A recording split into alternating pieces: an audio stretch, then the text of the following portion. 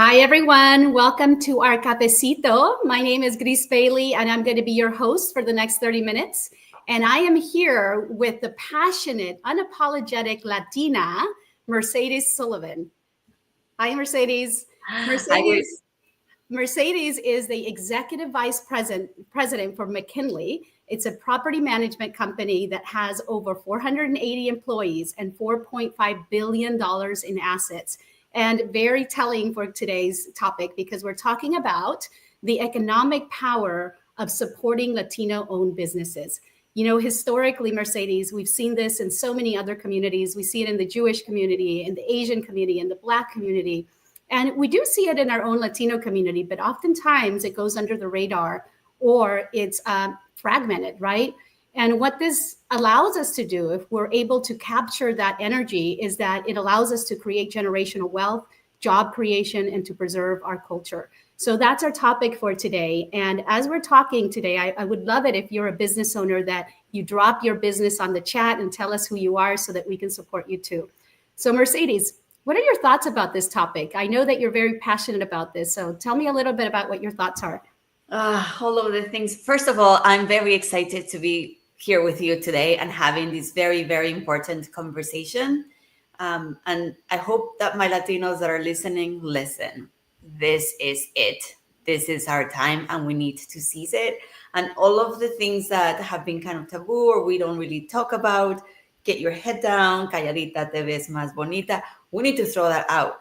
We need to just band together in community and not only vote with at the booth, vote with our values, but vote, more importantly, like vote with our wallet and support each other. So I am incredibly excited to have this conversation and have real talk. We don't see our community supporting each other in this way as much as we could be doing. But if we just did like 5% better, 10% better, imagine how much more powerful we're going to be. The numbers are in our favor, and I know you'll share a little bit of that, but it's about action, commitment, and showing up for each other. And I am so here for it. Thank you, Mercedes. And, you know, on that note, that sometimes we use excuses, right? The reason why Latinos don't do this is because we don't have access to capital or because we're an immigration community. Let me give you a stat on the immigration community. 66% of Latinos are US born, 66%. On top of that, 18 to 20% are naturalized citizen. Wow. And the remaining 14 to 16% are non-citizen immigrant groups. Perhaps they have a residency card, right? So we have to stop using that excuse of, well, immigrants, we don't have the same opportunities. We have the opportunity to support each other. That's an opportunity that we have. So just to knock out that myth there, what are your thoughts about that? Yeah, I mean, and I love this conversation, and I can go back to the real talk because yes, there's realities, and yes, we're disadvantaged in some ways, but we control what we control. I do not want to give our power away to anybody else. I'm not depending on anybody else. We got to take it, and we got to start working towards getting more opportunity. We have to create that infrastructure so all of us can rise up in the shoulders of the people before us, which a lot of people have done a lot of work to get us here, but we really, as the tide turns, need to like triple down on it and stop with our excuses, understand the context and the things that are going to be harder. Yes, I'm a realist. And for some people are going to be harder than others. Yes. And sometimes you may not have money, but you have time, or you may not have even time, but you can share somebody and connect people. There's many things that we can do across the board to manage the energy or where we find ourselves. But what we cannot do is say that we can't, that we're not doing to, and like just throw the complaint out there as if somehow it's going to be like a fairy tale and soon comes down from the sky and save us. We got to do it for ourselves and for our children. But for us, we can do this now in this generation too. Yeah. So, I love what you said in our earlier conversations. You said to me, it doesn't have to be something big. It could be something small, right? One of the things that Mercedes and I are committed to doing, we're both here in Charlotte, North Carolina, is we have a play coming up. And the famous book, Esperanza Rising, the author is Pam Munoz Ryan. They're going to have a play on her book, which is an iconic book. So what we're committed to do is taking 10 people with us to that play, buying 10 tickets, taking 10 people with us. And that's something small, right? But it also is building community.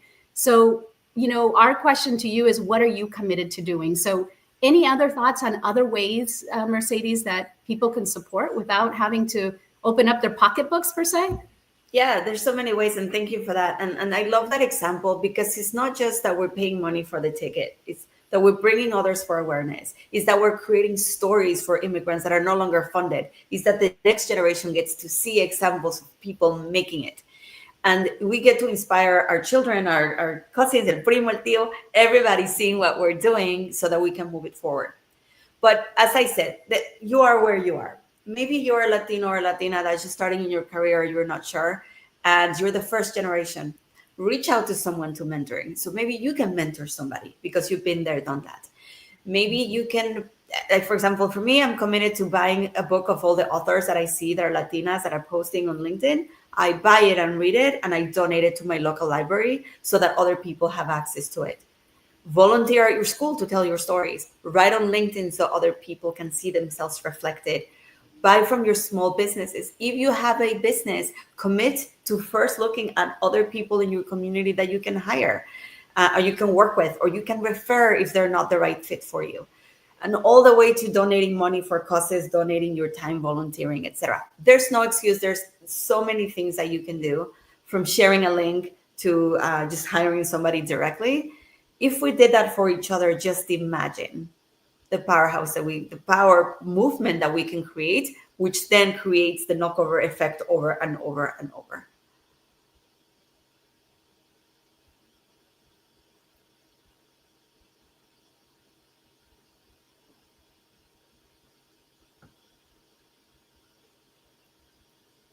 And Gris, in front of me, and I don't know if it's me or you.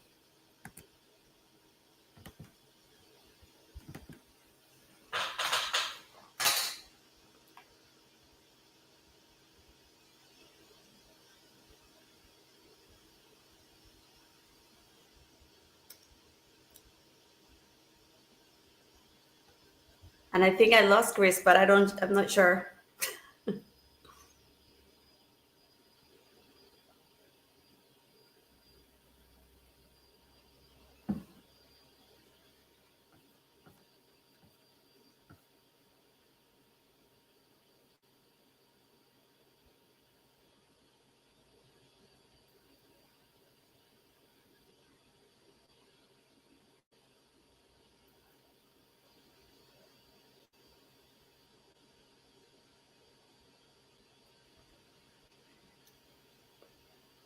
Hey guys, I think we had a little technical difficulties there, but we're back. I'm back. Mercedes, can you hear me?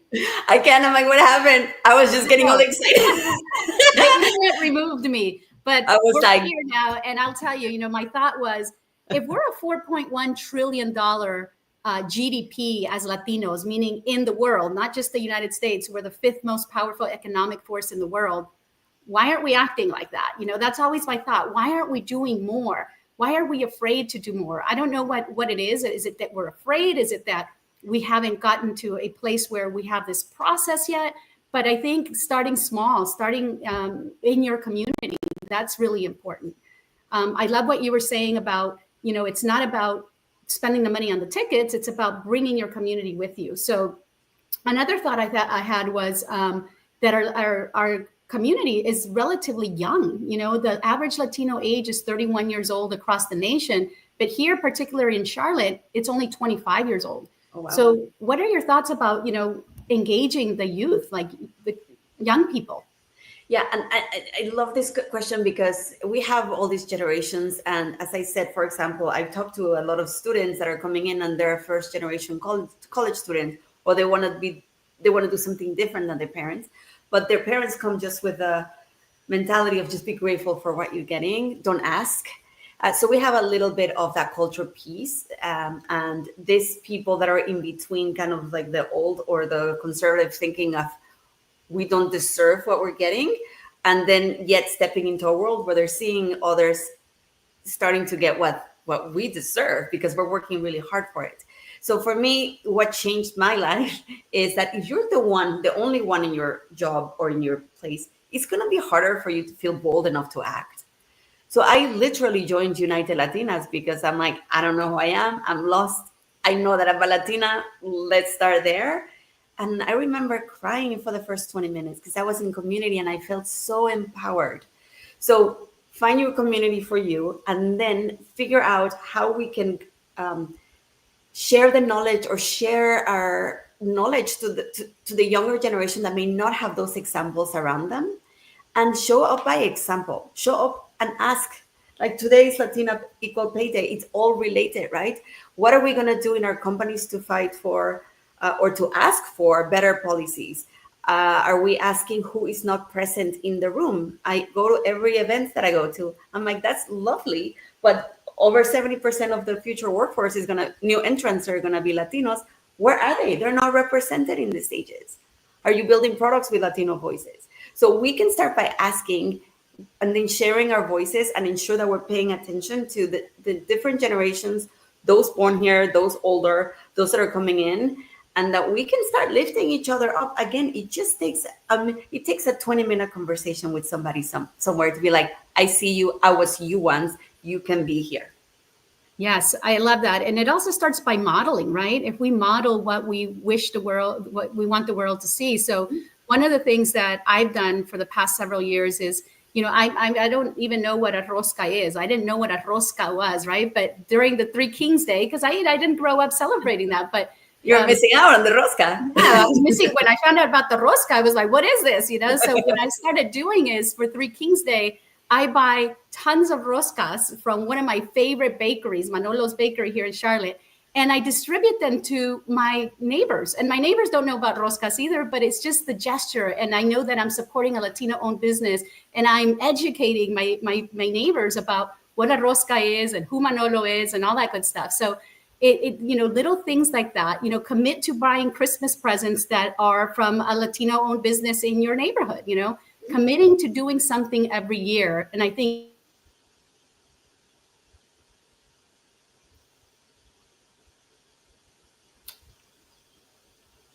you froze again.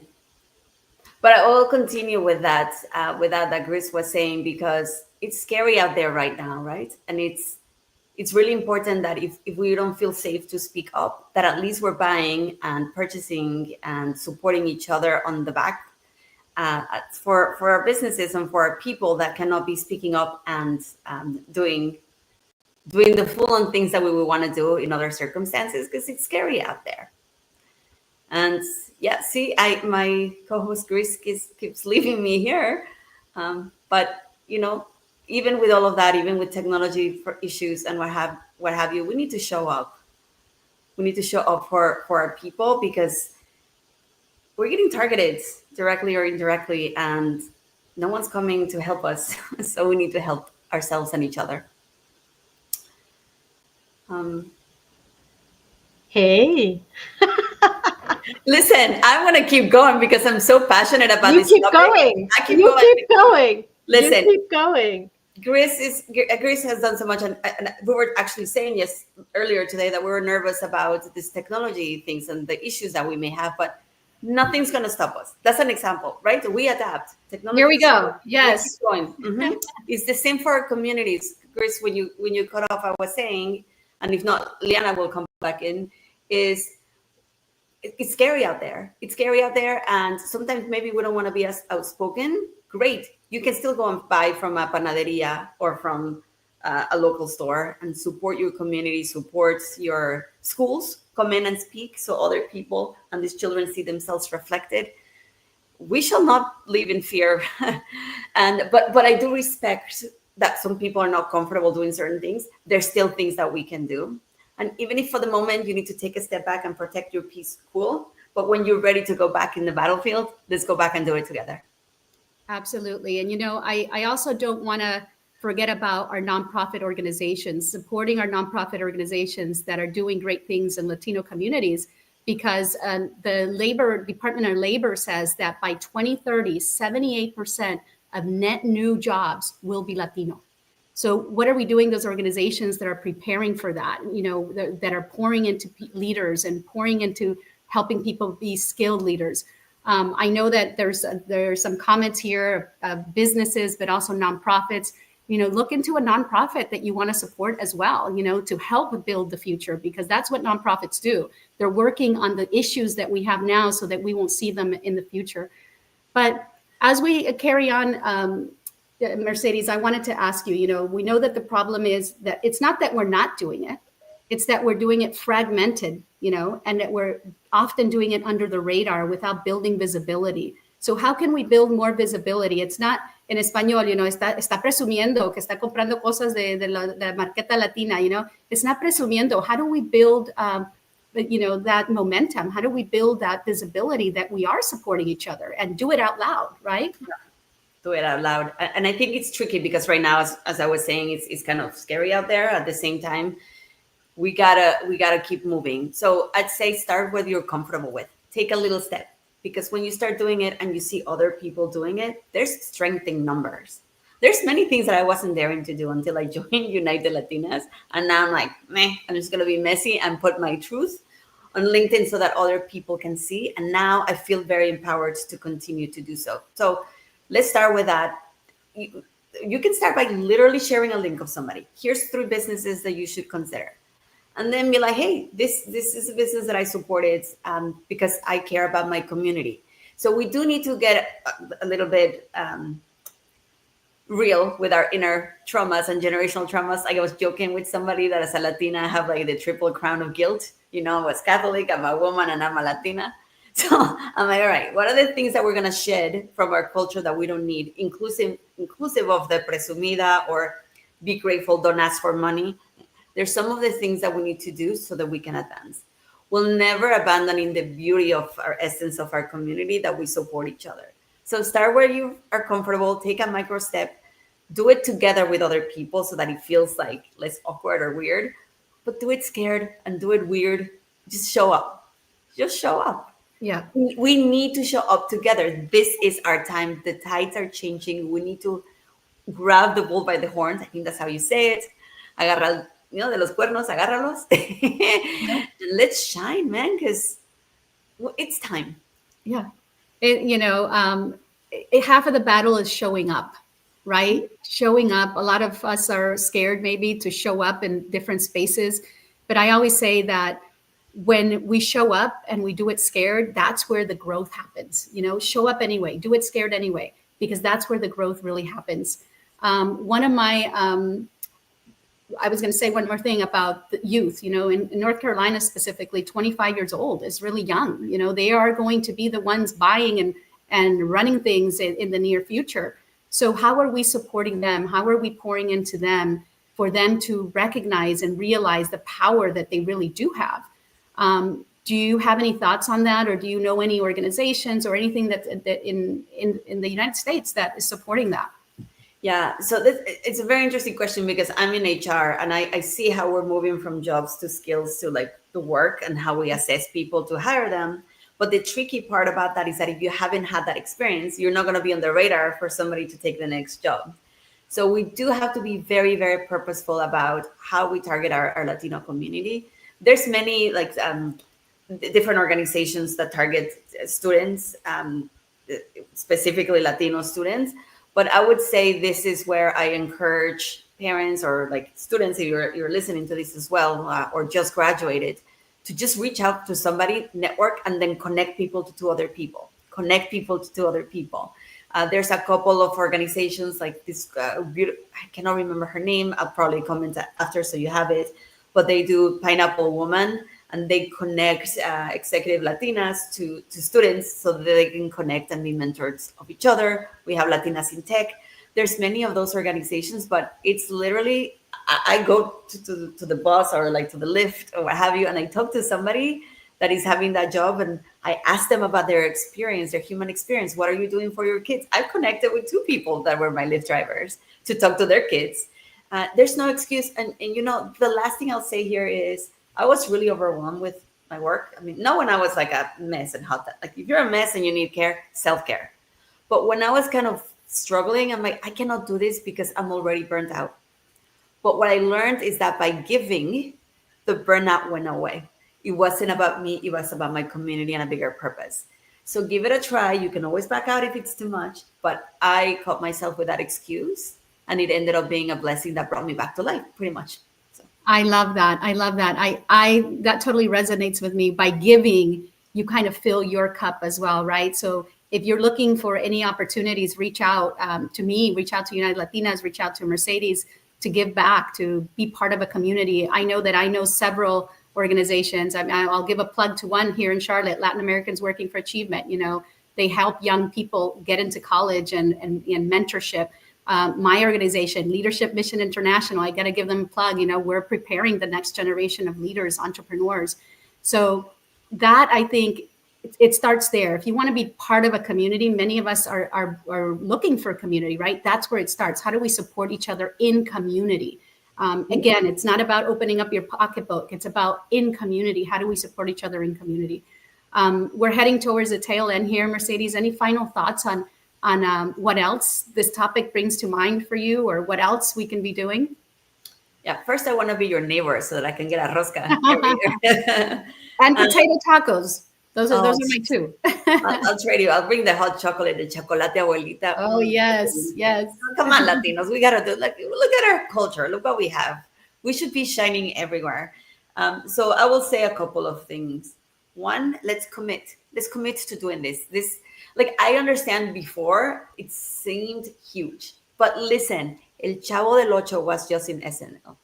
We have Bad Bunny, who I don't even like, but now he's like my cultural hero because he's in NFL. And then we have Carol G, and we have all this subtle, but I don't know, you can feel the switch. You can feel that brands are starting to understand that it's not just about putting a Spanish or Portuguese speaker to get to our community. They're starting to understand the power of the person, how much money we bring, and that if they don't cater to our culture, they're not going to get our business. And I hope that gives us power to understand that we hold the power now and the cards now, and we need to act together, still focus on each other. And instead of trying, real talk, we cannot be the cangrejo that's like pulling people down. No. We don't need to be picked by somebody else to make it. None of that. I want to see us in community, united and lifting each other up. There's enough for all of us if we stand together. And I'm committing myself to doing what you agreed with me at the beginning, to bringing people through the theater, but also to always speak up and ensure that if there's one person that I can help that is a Latino, I will. Thank you, Mercedes. And that makes two of us. I'm committed to helping any business that I can, bring visibility, bring branding to their business, just by talking about them, just by supporting them.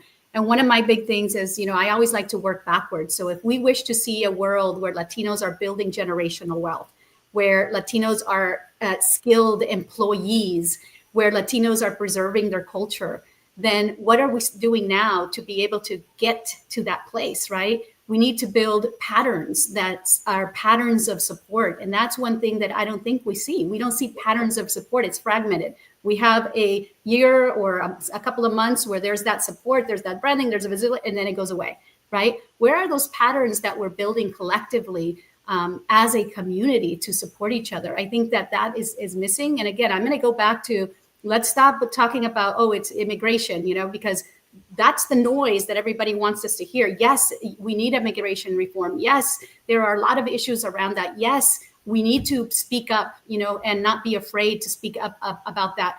But the majority of Latinos in the United States, they're either US born or they're naturalized citizen. So what are we doing with that big group? That's another big group that we also need to support. So that's where I stand on that. And I just want to say thank you to you for being willing to have a vulnerable conversation and a honest conversation here, because it's important. And I stand with you that we're going to the theater and we're going to see Esperanza Rising, and we're taking 10 people each, and we're going to have a great time, and we're going to introduce them to other people in hopes that they are supporting each other too. Anything else you want to add to our Cafecito? Just to my Latinos, you matter. I see you, and you deserve it. You deserve it. So you can be appreciative and grateful and get what you deserve. Both can be there at the same time. Reach out if you need confianza and some pep talking, whatever it is that you need. but you bring tremendous value. If the world was a body, I always say the Latinos are the heart of the world and my Caribbeans the heartbeat. Yes, I am completely biased and I don't care. I see you. I am proud of so many things of my life, but being a Latina is the thing that I'm most excited about. And you know what that means. And it means something slightly different to all of us, but it means the connective tissue that brings us together, regardless of all the differences that we have. So please, please put yourself first in that you matter, ask for what you need, and then lift each other up. Lift each other up because the future is Latino. That's it. I know it. The future is Latino. And I just want to end by saying, I always come from a place of humanity. We are all humans first and foremost, So sometimes I don't like the labels, but it's important when you have subgroups that are suffering. It's important when you have subgroups that haven't had advantages. Our Latinos haven't had those advantages or haven't had that community historically. And I'm here for it. I want to be part of that. I am part of this community because it's important that we lift each other up. Otherwise, we're not creating that equal footing, where we're saying we're all humans, but then the narratives and everything else that are out there are telling us otherwise. But Mercedes and I are here to tell you that we are here to support. We are for it. We're going to use our voices, even though some people might not be able to use their voices right now. We are going to use our voices, and we hope that you join us. We hope that you join United. She broke up, but join United Latinas. That's absolutely what we need to say. Join communities and support your other groups. Yes, human first, and just be kind first. But my Latinos, nos toca. So I don't know, Ileana, if you're there and can come and help us close out. I know we have other events coming, and so I want to make sure that people know that's coming. Absolutely. We have many events happening still throughout the rest of the year on a local perspective. And we still have a members welcome meeting, a couple of speaking circles, and our Latina leadership meeting in November. So we have events still happening in October and in November before we just celebrate the amazing end of the year that I know that we're all going to have. So stay put, check us out on the website. Thank you, Mercedes, so much for being here. And thank you to our host, Gris, one of our amazing board members. Although, She's the best. I know. No technology is going to stop us. I know we had to. No, this is the perfect nothing. example of life is messy. We have issues. We're not going to stop. Yep. We're calling each other, right? Adeliana, jump in and help me out. That's exactly what we need to do in real life. That's what we do, right? Awesome. Thank you, everybody, for joining, and see you next week. Thank you. Stay strong.